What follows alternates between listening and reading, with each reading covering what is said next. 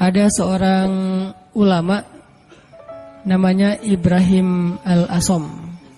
Kalau pernah dengar, beliau disebut Al-Asom itu karena emang beliau orang yang sangat terjaga. Ibrahim Al-Asom ini ulama miskin, pengen haji. Setiap ada orang yang berangkat haji, beliau kayak ngucapin selamat gitu, terus melepaskan. Pas pelepasan jamaah haji, beliau selalu baper, nangis sendiri di pojok rumah. Dilihat sama putrinya, duh, kayaknya ayah pengen banget haji nih, tapi gak cukup nafkah. Anaknya yang putri yang paling sulung nanya, "Pah, kenapa sih papa gak haji aja?" Kata Ibrahim Al-Asom, "Nak, kalau ayah haji, terus yang nafkahin kalian siapa? Biaya haji mungkin murah, tapi nafkahnya siapa? Sementara istrinya, keluarganya gak ada yang nafkahin selain suaminya ini, orang tua." Akhirnya anaknya bilang, "Allah yang menafkahi kami. Berangkatlah wahai ayah, serahkan kami kepada yang lebih baik daripada ayah, yaitu Allah." Terus anaknya nanya, "Ayah itu pemberi rezeki atau pemakan rezeki?" Ini anak luar biasa nih. Ayah itu pemberi rezeki atau pemakan rezeki? Ayahnya bilang, "Pemakan rezeki, sama seperti kamu dan yang lain." "Ya kalau gitu serahkan kami kepada pemberi rezeki. Berangkat wahai ayah." Beneran. "Ibu gimana?" "Udah ibu, biar aku aja yang ngobrol sama ibu mah. Biarin ayah berangkat haji, nanti biar Allah yang jaga kita." Setelah dibujuk, akhirnya setuju. Berangkat nih Ibrahim Al-Asom. Berangkat. Di tengah jalan berdoa, "Ya Allah, saya titipkan keluarga saya kepada Engkau. Engkau sebaik-baik yang menjaga, yang memelihara. Saya aja Engkau pelihara, apalagi keluarga saya." Akhirnya berangkat. Hari pertama nafkah yang disiapin sama ayah mereka masih cukup. Hari kedua, hari ketiga, hari keempat mulai kurang nih. Udah nggak cukup makanannya, rotinya habis. Cuma ada air putih doang, korma udah habis. Mulailah ibunya ngeluh kepada anak yang perempuan. "Nih gara-gara kamu nih, gara-gara kamu akhirnya ayah berangkat. Terus kita gimana, nasib kita gimana?" Dan seterusnya ngeluh. Anaknya nanya lagi kepada ibunya, "Mah, ayah kita itu pemakan rezeki atau pemberi rezeki?" Kata mahnya, "Ya pemakan rezeki sama dengan kita, tapi kan tetap harus ikhtiar." "Ya udah kalau gitu, pemakan rezeki telah pergi, sedangkan pemberi rezeki terus menjaga kita." Allah kan gak pergi, yang pergi itu yang makan rezeki, Allah gak pergi. Jadi tenang aja mah, sabar sedikit. Karena kalau Allah mau ngasih kejutan, Allah biasanya suka ngasih ujian dulu. Kenapa dikasih ujian? Supaya Allah ngelihat kita tuh pantas gak sih dapat kejutan dari Allah. Ini penting nih ya. Kalau Allah pengen ngasih kita surprise, Allah biasanya nguji dikit. Kenapa diuji? Karena Allah pengen lihat kita tuh pantas gak sih dapat surprise yang luar biasa dari Allah. Kalau kita bersabar, Allah kasih tuh kejutan yang luar biasa. Sabar mah, sabar. Gak lama kemudian lewatlah satu rombongan dari raja. Rombongan pangerannya lewat berburu kehabisan air. Akhirnya ada satu pengawal datang ke rumah Ibrahim Al-Asom, ngetuk pintu minta tolong diberikan air. "Assalamualaikum." "Waalaikumsalam. Saya rombongan pangeran, kita kekurangan air, boleh minta air dari sumur kalian?" Kata istrinya, "Boleh, silakan ambil aja sesukanya." Air berlimpah, akhirnya ngambil, dibawa ke pangeran. Sampai di rombongan pangeran ini mereka minum, airnya manis. Gak seperti air sumur yang lain, kayak dikasih gula gitu, manis banget airnya.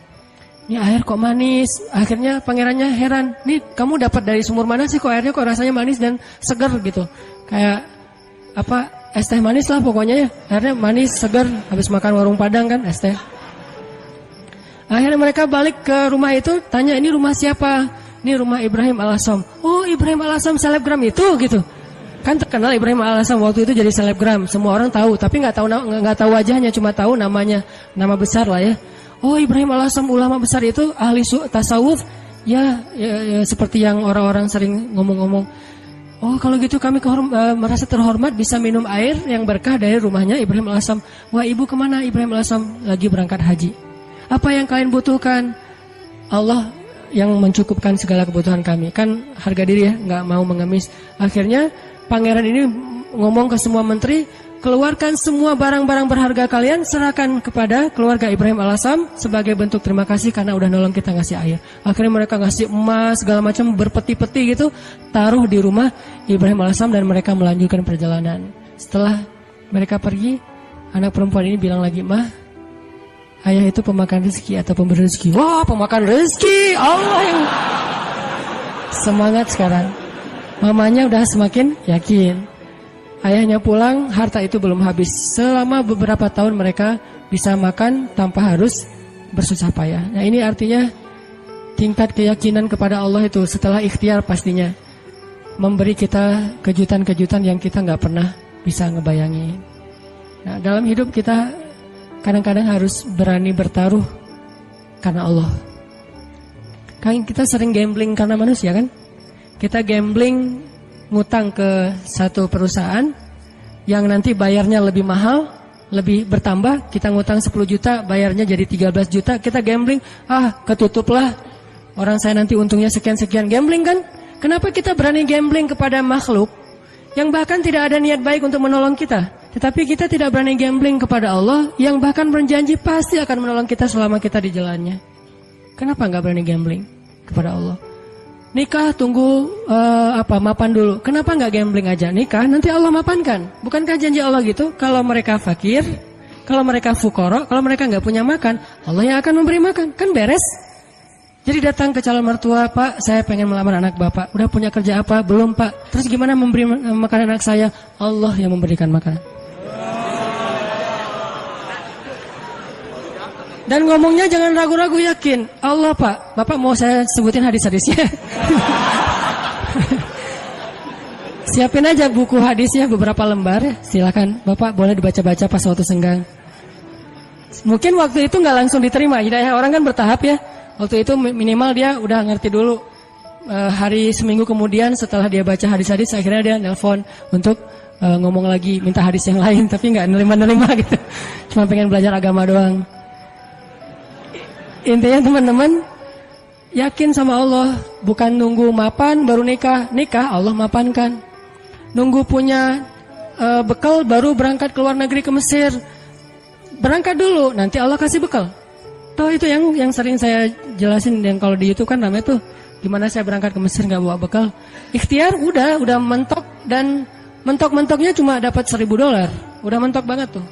Tabungan dikuras, kemudian ikut beberapa perlombaan supaya dapat hadiah. Memang waktu itu saya nggak ikhlas, pengen juara supaya dapat hadiah, dapat 500.000, dapat 1 juta. Wah bisa dikumpulin $1.000, habis bayar tiket sama travel, nggak ada uang sisa sama sekali, Rp1 juga nggak.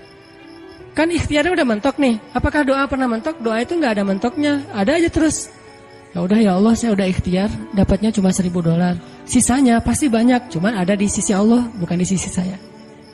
Ada banyak, cuman di sisi Allah. Allah ghaniyun, Allah maha kaya. Wa ma indallahi khair, dan apa yang ada di sisi Allah pasti lebih baik daripada yang di sisi kita. Allah ngasihnya pas kita butuh. Sekarang saya kan belum butuh, butuhnya buat bayar travel. Ya udah Allah bayarin dulu buat travel. Kalau buat makan nanti ngasihnya pas mau makan, jangan sekarang. Kita kan sering yakinnya kalau udah ada di tangan kita, bukan di tangan Allah. Dan itulah derajat keyakinan kita. Makanya yang terjadi keajaiban dalam hidup kita itu ya gitu-gitu aja. Kita yakin apa yang ada di tangan kita, bukan yakin apa yang ada di tangan Allah. Terus jangan di tangan Allah, saya gimana nanti? Ya pas kita butuh Allah kasih. Jadi ibaratnya kita kayak nitipin duit ke orang yang sangat terpercaya, orang tua kita gitu. Atau ke istri, mama pegang ya, kita lagi kayak traveling berdua nih sama pasangan. Yang kamu yang pegang duitnya, kasih berapa? 10 juta, jalan ke Bali gitu. Kita khawatir gak jalannya? Enggak, orang duitnya udah pegang pasangan kita kan. Dan kita percaya gak mungkin dia duit itu dipakai sendiri. Tiba-tiba dia beli gaun, beli apa, habis aja duitnya. Gak mungkin, dia paham manajemen keuangan kita. Pas, mah bayarin taksi, keluarin sama dia. Mah bayarin, kasih tips ke bel saya di hotel, bayarin sama dia 15.000, 20.000. Ada terus ketika kita butuh. Gitu juga kita menitipkan nasib kita kepada Allah. Masalahnya cuma yakin. Bukan ada apa enggak, adanya pasti, yakin enggak, itu doang masalahnya. Sama kayak kita nitip ke pasangan tadi, ada duitnya, yakin enggak bahwa duit itu nanti akan dikasih pas kita butuh? Yakin. Berarti ke Allah juga harusnya kayak gitu. Bukan enggak ada duitnya, bukan enggak ada hartanya, bukan enggak ada kebaikan dan anugerah itu. Ada banget. Cuman yakin enggak kita Allah sebaik-baik yang memelihara? Berangkat ke Mesir, butuh makan, baru Allah kasih buat makan. Butuh bayar kos-kosan, awalnya 3 bulan pertama baru Allah kasih buat kos-kosan. Butuh, setiap butuh Allah kasih. Toh selama saya di Mesir, saya nggak pernah tuh ngerasa kurang dari kebutuhan saya, walaupun nggak megang lebih, tapi nggak pernah merasa kurang. Sama kan? Apa bedanya dengan pegang lebih? Nih ya, ada 2 orang nih. Yang satu pegang duit banyak, tapi yang dibelanjakan segitu-gitu aja. Yang satu nggak pegang duit banyak, tapi yang dibelanjakan juga sama dengan yang pegang duit banyak. Bedanya apa? Cuman beda tenang doang ya. Yang satu tenang karena megang duit banyak, yang satu nggak tenang karena nggak megang duit kan? Cuma beda itu doang. Padahal yang dibelanjain sama. Kalau nggak punya duit nanti mau beli sesuatu yang mahal gimana? Ya berdoa aja minta yang mahal. Ya Allah, pengennya sih Alphard, duit nggak ada. Kita kan baru berani milih barang mahal kalau kita punya duit banyak kan? Kenapa nggak berdoa yang mahal walaupun kita nggak punya duit? Di situ belajar iman, belajar yakin sama Allah, belajar la ilaha illallah. Saya dulu pas mau beli rumah, memangnya saya punya duit? Yang saya juga cerita tuh, duitnya berapa? Cuma 30 juta. Rumah yang dicari 300 juta. Rumah yang didapat 700 juta. Coba gimana tuh? Logikanya nggak masuk. Tapi yakin aja sama Allah, jalan aja tuh, jalan-jalan, azan asar. Allahu Akbar, Allahu Akbar. Allah Maha Besar. Masuk ke masjid, sholat. Nggak kepikiran juga habis sholat dapat rumah. Kalau kepikiran mungkin nggak dapat kan? Kepikirannya, Allah yang panggil. Nih bos manggil nih. Nggak boleh ditunda-tunda kan? Bos yang manggil, datang. Sholat, habis sholat ketemu jemaah. Ustadz lagi ngapain? Nggak, lagi jalan-jalan. Senyum-senyum malu gitu. Jalan-jalan kok jauh-jauh ke sini, daerah Cimahi pelosok gitu. Nggak, lagi nyari rumah pak. Wah, kebetulan Ustadz saya juga lagi jual rumah 700 juta, ada yang minta, saya nggak lepas. Senyum aja. 700 nggak dilepas, apalagi 300. Enggak pak, saya nyari-nyari yang kecil-kecil aja, yang 2 kamar buat saya sama anak. Oh, udah Ustadz lihat aja dulu, siapa tahu berubah pikiran. Enggak apa-apa, makasih gitu. Pulang nih, malam dia telepon lagi, Ustadz please besok datang ya. Ini benar ya kata Nabi, kalau kita nggak mencari dunia, dunia tuh ngejar-ngejar kayak memelas gitu, begging ke kita tuh. Bayangin dunia begging. Please Ustadz datang, please Ustadz ambil saya, kata si rumah teh. Rumahnya minta begging ke saya supaya saya tinggal di situ. Ya saya mah orangnya biasa-biasa aja. Karena nggak yakin kalau itu bisa gitu ya. Ya udah karena menghargai dia, datang besoknya. Bukan untuk ngelihat rumah, menghargai orang yang meminta. Datang pas ngelihat garasinya muat 3 mobil, makin nggak mungkin. Ada kolam renang anak, makin nggak mungkin. Kamarnya 10, wah nggak mungkin. Nggak mungkin. Gimana Ustadz, kata dia? Rumahnya besar ya Pak. Gitu doang basa-basi. Gimana Ustaz, tertarik? Ya siapa nggak tertarik rumah kayak gini, tapi saya nggak nyari yang kayak gini-gini Pak. Males ngerawatnya, nyapunya susah gitu. Alasan gitu. Udah Ustaz, sanggupnya berapa? Saya nyarinya yang 300 juta sih Pak. Udah ambil aja Ustaz. 300 juta langsung ambil. Saya baru bilang, cuman duitnya 30 juta. Mungkin dia nggak enak juga mau ngomong, Ustaz ngomong dari tadi kayak gitu ya. Saya duitnya cuma 30 juta Pak, boleh nggak saya cari dulu cicilan kemana gitu. Saya lagi nyari-nyari yang finance cari untuk cicil. Udah Ustaz nggak usah gitu-gitu, ribet. Udah nyicil ke saya aja kalau Ustaz ada duit. Berapa lama nih? Ya terserah Ustaz. Mau setahun, 2 tahun, 10 tahun, terserah Ustaz deh. Alhamdulillah sampai setahun lunas. Allah kasih rezeki. Yang tadinya kita tuh nggak punya rezeki sebanyak itu untuk bisa ngelunasin hutang besar, tapi begitu Allah kasih kesempatan, bukan sengaja mau berhutang, Allah mudahkan, ya udah. Akhirnya ada aja jalan. Saya usaha awalnya jual beli pulsa gitu kan, ada 60 cabang pulsa dulu di Bandung, belum ada Indomaret, Alfamart. Terus mulai naik lagi jual beli mobil bekas, mulai naik lagi main di properti sedikit-sedikit, nggak banyak, nggak gede sih. Tapi di situ Allah, ternyata benar ya kalau kita mintanya ke Allah, Allah Maha Kaya, bisa ngasih lebih dari yang bisa dikasih oleh manusia. Kalau minta ke manusia, minta banyak-banyak amat sih, kan gitu kan ya. Minta ke perusahaan finance, pasti dia minta jaminan. Jaminannya dia akan ngasih maksimal setengah dari harga anggunan yang kita gadaikan. Itu artinya kita selama ini belum bisa tenang, belum bisa tumakninah kalau belum ngelihat materi itu di kantong kita, di saldo kita. Seolah-olah kalau itu di tangan Allah nggak ada. Itu masalah kita. Masalah kita di situ teman-teman. Seolah-olah kalau masih di tangan Allah itu belum ada. Padahal di tangan Allah itu lebih ada daripada di tangan kita. Kenapa? Di tangan Allah itu nggak akan raib. Nggak ada yang bisa nyolong di tangan Allah. Di tangan kita banyak yang bisa nyolong. Di tangan Allah itu nggak mungkin diambil orang, dicopet, dijamret, nggak mungkin. Di tangan kita gampang banget dijamret. Di tangan Allah nggak mungkin salah ngitung, di tangan kita gampang salah ngitung.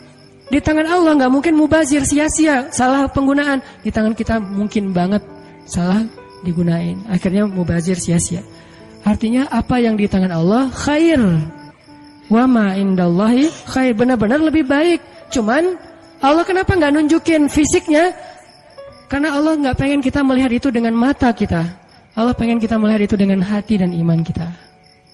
Jadi yang bisa mendapatkan apa yang di tangan Allah itu hanya orang yang bisa melihatnya dengan iman dan hatinya, bukan dengan matanya. Kalau kita cuma ngandelin mata terus-menerus, berarti yang kita akan alami dalam hidup itu hanya yang terlihat saja. Yang tadi saya bilang logis dan ilmiah, dan itu nggak ajaib. Walaupun itu juga hal-hal aja sih, baik-baik aja buat kita. Tapi kan kita pengen naik level lebih baik, lebih enjoy lagi dengan hidup. Berarti kita harus belajar menggunakan mata batin. Dan mata batin ini adalah iman. Mata batin ini basirah. Mata batin ini adalah tazkiyatun nufus. Mata batin ini adalah al-qalb, hatinya. Al-fiqhu fiqhul qalb. Pemahamannya bukan pemahaman fikiran. Pemahamannya fiqhul qalb, fiqhul qulub, difahami dengan hati. Itu teman-teman dalam segala urusan, mau kerjaan, mau skripsi, mau kuliah, mau jodoh, mau apapun, gunakan hanya mata fisik kita untuk melihat. Kayak nggak ada tanda-tandanya nih. Mungkin di sini nggak kelihatan, tapi di sini Allah yang mendatangkan. Tiba-tiba ada keajaiban terjadi dalam kehidupan kita. Dan saya sering ngalamin yang kayak gitu-gitu tuh sering banget. Termasuk ketika dapat musibah. Kalau kita tahu bahwa kalau kita dapat musibah dan kita ridho, bukan ikhlas ya. Kalau ikhlas kan ibadah. Kalau musibah namanya ridho. Walaupun orang Indonesia suka bilang ya ikhlas ya, bukan yang ikhlas, jangan ridho ya gitu. Kalau kita ridho dengan satu musibah lalu kita serahin sama Allah, Allah tuh gantiin yang lebih banyak loh. Masalahnya kita nggak yakin. Dapat musibah langsung panik, langsung putus asa. Harusnya pas dapat musibah tetap kita ikhtiar untuk menyelesaikan masalah kita, mencari jalan keluar, mengambil kembali hak kita. Tapi itu jangan sampai mengalahkan porsi kita meminta kepada Allah gantinya yang lebih baik. Begitu dapat musibah, ini bukan cuma antara kita dengan orang, tapi antara kita dengan Allah. Ya udah, kalau lo curang sama gua, ya Allah, beri saya yang lebih baik daripada yang sudah hilang dari saya. Allahumma ajurni fi musibati wa akhlif li khairam minha. Langsung Allah ganti. Dan itu janji Rasul. Mana pernah Rasulullah berdusta? Tidaklah orang berdoa dengan doa itu ketika musibah, kecuali Allah akan memberikan gantinya yang lebih baik untuk dia. Tapi kita harus benar-benar yakin dan bijaksana. Maksud bijaksana di sini, jangan mendikte Allah harus seperti yang kita pengenin. Kadang Allah ngasih yang lebih baik, nggak mungkin yang lebih kurang. Minimal sama atau lebih baik, nggak mungkin kurang dari itu. Doa, saya pernah mobil saya diserempet orang, terus orangnya pergi.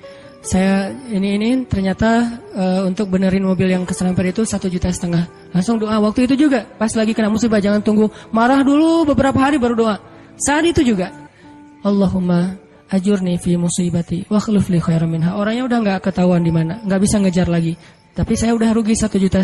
Gimana nih ya Allah, beri saya ganti yang lebih baik. Seminggu kemudian Allah ganti 15 juta. Benar kan 10 kali lipat 15 juta. Dan itu bukan sedekah, bukan pemberian orang yang kasihan. Allah kasih jalan mungkin lewat usaha apa, lewat penghasilan apa, lewat untung dari mana. Yang jelas halal. Dan itu 15 juta 10 kali lipat.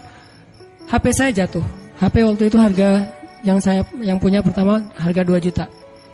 Ada qiyamul lail di masjid markasnya Pemuda Hijrah. Saya bangun jam 2, acaranya jam 2. Jadi udah telat kan. Bangun langsung panik gitu. Orang-orang pada nunggu. Miss call udah 15 gitu, banyak banget. Ustaz di mana aja? Akhirnya panik, wudu. Karena panik pakai baju segala macam, HP jatuh dan kacanya langsung pecah dan gak bisa dipakai. Saat itu juga saya doa, ya Allah, beri saya ganti yang lebih baik darinya. Berangkat ke masjid.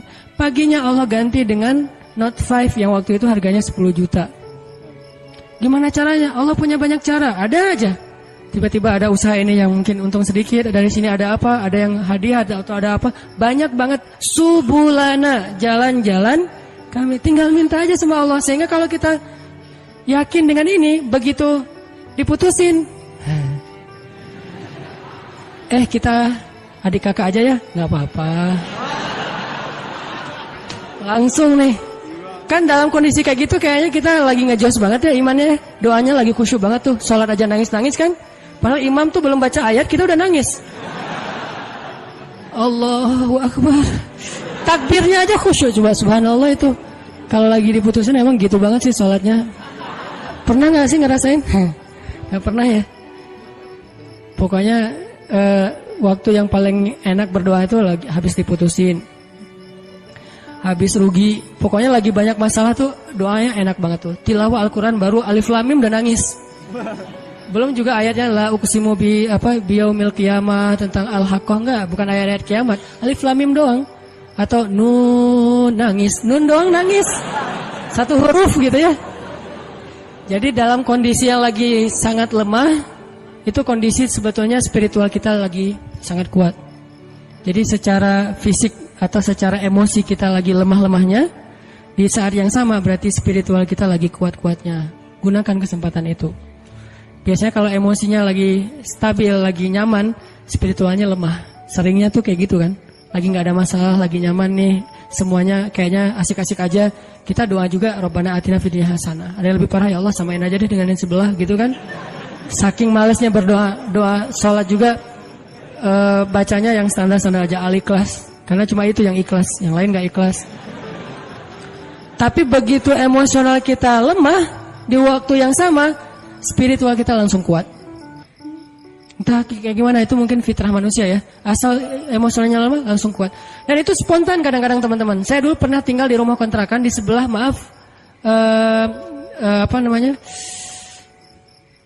lokalisasi. Jadi di sebelah rumah saya itu ada kayak asrama kayak gituan, kupu-kupu senja. Saya persis di sebelah rumahnya di Bandung tuh. Namanya Jalan Saninten. Kan ada Saritem, ada beberapa kan. Nih ada Saninten juga. Saya tinggal di sebelahnya. Kalau malam pokoknya kita sering dengar banyak hal-hal aneh aja di sebelah. Kalau saya mau ke masjid, saya sengaja ke masjid itu pakai jubah, pakai sorban, gitu ya. Terus janggut digini-giniin, padahal nggak panjang, tapi digini-giniin.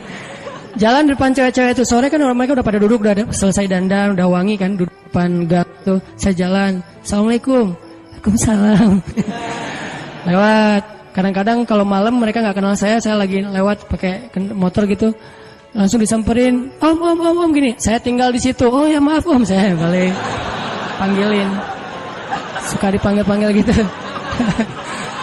Orang saya tinggalnya di situ. Pas anak udah agak gede, saya khawatir anak jadi nggak sehat dengan lingkungan itu, baru pindah. Tadi mau cerita apa ya? Hah? Oh ya, spontan ya. Nah, yang punya tempat itu pastinya nggak pernah sholat, dan memang preman juga sih, badannya gede.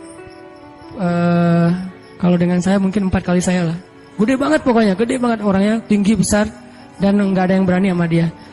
Ada gempa waktu itu di Bandung, siang-siang gempa, dia lagi tidur di atas, biasa tidur pagi gitu, jam 10 pagi tidur. Pas gempa dia langsung loncat ke bawah, Allahu Akbar, Allahu Akbar. Saya kira ada demo apa gitu, dia takbir sendiri. Allahu Akbar, takbir, coba bayangin. Berarti kan spontanitas fitrah manusia itu ketika emosionalnya terganggu, spiritualnya naik kan. Dan itu kesempatan kita untuk kembali ke Allah banget tuh. Karena untuk dapetin spiritual yang sengejos itu, kalau normal susah, kita harus benar-benar ikhtiar. Tapi kalau lagi emosional kita drop, di sisi yang lain, sisi baiknya Allah langsung naikin spiritual kita. Tapi kalau kita abaikan, dua-duanya drop, habis kita. Jangan abaikan. Dia langsung takbir, Allahu Akbar, Allahu Akbar. Saya gempa, keluar semuanya dari rumah, takut runtuh. Pas udah beres gempa, ketawa-ketawa lagi gitu pada ngobrol. Itu terjadi. Dan keluarga saya juga ada yang kejadian pas tsunami dulu di Aceh, kan saya dari Aceh. Tsunami di Aceh itu ada keluarga saya. Dia nggak sholat subuh. Pagi itu hari Ahad kan, tanggal 26 Desember 2014. 2014 mah diputusin sih. Enggak lah, udah lama. 2004 gitu ya. Nah, hari itu ada salah satu keluarga saya, dia nggak sholat subuh. Biasa, bukan waktu itu doang nggak sholat subuh. Biasa dia nggak sholat subuh. Gempanya kalau nggak salah jam 9 apa jam 8, sejam kemudian tsunami. Pas tsunami, dia tuh lari, hilang. Padahal orangnya tuh sering berantem, pokoknya jagernya di kampung lah, sering berantem sama orang-orang di terminal. Tapi begitu tsunami dia lari duluan. Adiknya malah ikut lari sama dia, ditarik sama dia lari. Pas sudah di tengah jalan, ingat balik lagi ke rumah karena dia ingat ibu sama kakaknya ketinggalan. Dia pengen nyelamatin ibunya. Kenapa yang satu lari terbirit-birit hilang, yang satu lagi balik? Karena yang satu itu ngerasa banyak dosa. Kalau saya mati hari ini, habis saya nanti di akhirat nih. Dia nggak berani mati. Daripada saya mati tapi belum sholat subuh, lari dia tuh. Yang tadi sholat subuh balik lagi. Nah ini jujurnya ketika spiritual berbicara kan. Mungkin kalau spiritual kita nggak bicara, kita akan sombong, ngerasa apaan sih akhirat, apaan sih tauhid, apaan sih agama, apaan. Tapi begitu ada masalah yang pertama kita sebut siapa selain ibu kita? Allah, minimal oh my God. Dan itu bentuk dari fitrah manusia bahwa dia masih mengakui Tuhan. Tinggal masalah Tuhan yang mana nih kan itu ya. Tapi masih mengakui Tuhan. Ketika fitrah dan spiritual kita bicara, harusnya kita dengar dan itulah ucapan yang paling benar. Kalau yang bicara itu emosi kita, belum tentu benar, dia subjektif. Tapi kalau yang ngomong itu fitrah, itu benar banget tuh. Sehingga teman-teman gunakan kesempatan pas lagi dapat musibah, ya Allah, angkat kedua tangan kita, doa kepada Allah, mulai dengan memuji Allah, kemudian salawat kepada Rasulullah, minta yang setinggi-tingginya nggak masalah. Karena kalau Allah nggak ngasih di dunia kayak gitu, Allah kasih kayak gitu di akhirat, bahkan lebih baik dari itu. Apa sih ruginya kita minta, ya Allah, beri saya Ferrari. Ini yang nggak tahu diri nih, mintanya Ferrari gitu. Tapi kan minta ke Allah nggak masalah. Dan kita yakin kalau nggak dikasih Ferrari di dunia, minimal dikasih Ferrari di akhirat. Bangkit dari kubur, ada Ferrari. Halusinasi, ternyata dia belum meninggal, mimpi gitu. Bangkit dari kubur, datang kendaraan nih. Dan benar-benar kan di akhirat ada kendaraan kan. Cuman bahasa hadisnya kendaraan dari cahaya, kendaraan dari amal soleh. Tapi bahasanya kendaraan. Dan kita akan mengendarai kendaraan itu untuk bisa ngelakuin touring sepanjang Padang Mahsyar. Padang Mahsyar itu touringnya capek banget loh. Itu touring paling heboh tuh. Di mana pusat Padang Mahsyar, teman-teman? Palestina. Hari ketika manusia disidang, dibangkitkan, spot bangkitnya, meeting pointnya, itu Palestina.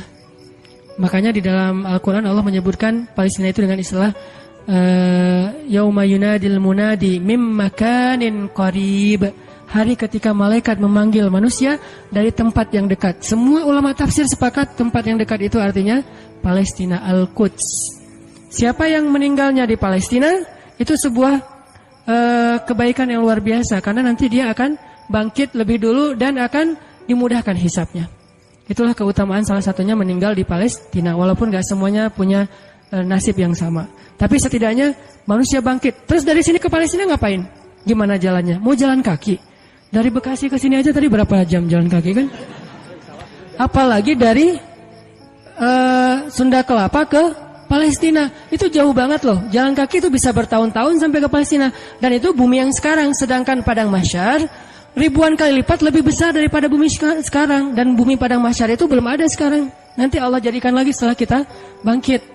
Karena Allah berfirman di akhir surat Ibrahim, Yauma tubaddalul ardu ghairal ardi was samawat. Hari ketika ard itu bahasa Arab jadi bahasa Inggris earth. Itu bahasa Arab.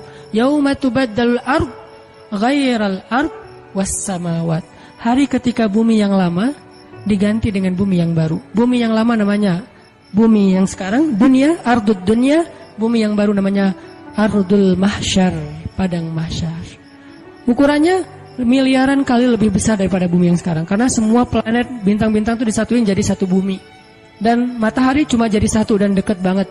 Dan artinya jarak kita ke Palestina aja udah miliaran kali lebih jauh dari sekarang. Kalau nggak punya kendaraan terus mau jalan kaki kapan sampainya. Itulah kenapa ada orang di Padang Mahsyar ribuan tahun nggak beres-beres. Kenapa? Jalan doang dari ribuan tahun belum disidang. Harus ke Palestina. Sampai di sana sidangnya juga lama. Belum lagi ngelewatin Sirat. Sirat itu panjangnya dari bumi ke langit. Dan langit terjauh yang pernah ditemukan oleh sains berapa miliaran tahun perjalanan cahaya kan, bukan jalan kaki. Kalau nggak punya kendaraan gimana sampainya ke surga? Jadi untuk bisa sampai ke surga aja teman-teman, nggak ada kendaraan, itu mungkin menghabiskan usia kita miliaran tahun loh. Belum sampai ke surga. Terus gimana dong Ustaz? Kita harus punya banyak kendaraan dan kebaikan. Karena cuma itu yang bisa memudahkan perjalanan kita. Itu touring panjang banget. Jadi minta, ya Allah yang kecepatannya berapa ribu kekuatan kuda misalnya, Ferrari. Gimana cara dapetin Ferrari itu? Doa terus menerus. Kalau nggak dikasih di dunia, yakin dikasih di akhirat. Kalau saya mah mending milihnya di dunia mah yang biasa-biasa aja, di akhirat yang luar biasa. Kenapa? Yang biasa-biasa juga di dunia udah cukup buat kita. Tapi yang luar biasa di akhirat itu emang kita butuhin banget. Ya Allah, matanya besar, hidungnya mancung, alisnya bertaut. Jadi alisnya tuh nggak ada pemisah, nyatu gitu. Alisnya bertaut. Kalau perlu ditato gitu ya, alisnya biar lurus. Alisnya bertaut ya Allah, atau kayak pedang gitu. Pedang ali bercabang. Tingginya sekian ya Allah, kulitnya putih Korea lah. Minta yang sebaik mungkin. Nanti kalau nggak dikasih jodoh kita kayak gitu di dunia, maka jodoh kita yang di dunia itu nanti akan Allah perindah di akhirat. Dan saya sering cerita, di surga itu nggak ada jomblo. Jadi nggak usah khawatir. Tetap ada wedding lah di surga. Dan WO-nya itu para malaikat banget. Malaikat yang nyiapin segala macam. Kita dirias sama malaikat. Nang sini nang, dirias sama malaikat. Malaikatnya tuh yang bagian rias yang keren-keren gitu. Dirias, udah secantik-cantiknya. Rambutnya nggak kusut lagi selama-lamanya, nggak ada cerita aduh keringetan ya, aduh AC-nya mati ya, ternyata ini apa segala macam, nggak ada tuh di surga. Selalu bahagia. Baitun, rumah yang tidak ada teriakan dan tidak ada keluhan itu cuma ada di surga. Di rumah tangga di dunia tetap ada. Gimana pun soleh keluarga Nabi, Aisyah kadang-kadang mengeluh manusiawi, tapi di surga nggak ada. Nikah di surga. Siapa yang jadi walinya? Allah Subhanahu wa Ta'ala. Saya nikahkan kamu dengan perempuan yang soleha ini, perempuan dunia yang udah jadi bidadari, dengan mahar surga satu seluas langit dan bumi. Saya terima nikahnya. Nggak ada cerita di surga itu ngucapin akad nikah salah, itu nggak ada. Sah kata saksi, sah nggak ya, sah nggak ya, nggak deh. Ternyata saksinya mantan belum bisa move on gitu. Hati-hati cari saksi ya, jangan mantan. Pasti nggak sah melulu itu mah, 10 kali juga nggak sah. Intinya teman-teman, surga itu didapetin kalau kita benar-benar di dunia ini menggunakan semua kesempatan di sisi Allah SWT. Ada masalah minta ke Allah, ya Allah, ya Allah, doa aja yang sebaik mungkin, gak ada sia-sianya. Itu beberapa kisah yang mudah-mudahan bisa booster semangat kita beramal soleh dan selalu hadir dalam majelis para ulama. Dengerin taklim itu bukan berat ya, bukan untuk kita menganggap diri kita paling benar, yang lain salah, kita masuk surga, yang lain neraka, kita petunjuk, yang lain sesat. Bukan. Dengerin taklim tuh untuk apa? Ngecas iman kita masing-masing. Jadi kalau dengerin materi, oh ini teman gua banget nih, ini dia banget nih, ini istri banget nih, ini suami banget, enggak. Ini saya banget. Saya sering banget tuh dengerin taklim yang kayaknya khatib itu kayak ngomongin saya tuh. Kan saya udah 2 tahun ini enggak khutbah Jumat, jarang banget khutbah Jumat, sengaja enggak ngambil jadwal khutbah. Karena saya pengen jadi yang mendengar. Kalau dulu setiap Jumat khutbah, kalau sekarang setiap Jumat pengen dengerin ceramah. Sering banget tuh pas denger ceramah, si khatib itu kayak kenal saya, padahal kita nggak kenal. Yang diomongin saya aja tuh. Ada orang begini-begini, lah saya tuh. Kalau kayak gini, dia begini, dia ngomong dan segala macam, dia kadang-kadang membicarakan sesuatu yang dia tidak amalkan. Dah gua banget nih. Terus aja kayak diceramahin seolah-olah satu masjid itu isinya cuma saya sendiri. Nggak ada yang lain. Kan kita sering kan kayak gitu ya. Kenapa? Allah yang menggerakkan lisan seorang ustadz, ulama untuk menasihati kita. Sehingga gak perlu kita, wah ini mirip teman saya nih, harusnya dia dengar ya, harusnya saya rekam ya, ini harusnya istri saya dengar nih, harusnya suami saya dengar. Jangan mencari nasihat untuk orang lain, carilah nasihat untuk diri kita sendiri. Kalau kita lagi ada masalah sama pasangan, nanti kalau udah ada pasangan maksudnya, kalau kita punya masalah sama pasangan ya, jangan pernah googling hadis-hadis pasangan. Suami googling istri-istri yang soleh hadis, search. Jangan istri suami yang imam terbaik, search. Gak usah cari nasihat buat pasangan, carilah nasihat buat diri sendiri. Suami hadis-hadis suami yang penyabar, search. Ketemu nih, kita jadi semangat lagi. Oh berarti saya yang salah. Istri yang soleha hadis, search. Oh saya yang salah. Gitu harusnya, jangan disilang. Kalau disilang semuanya saling menuntut dan saling menyalahkan. Kalau sesuai dengan masing-masing kapasitasnya, semuanya saling memperbaiki diri. Cari buat diri kita. Ikut taklim buat memperbaiki diri, bukan memperbaiki kelompok yang lain. Bukan memperbaiki orang lain, tapi memperbaiki diri kita sendiri. Itu aja, mudah-mudahan ini bisa jadi penyemangat. Saya mohon ampun kepada Allah jika ada yang salah. Mohon maaf jika ada yang keliru. Barakallahu li wa lakum.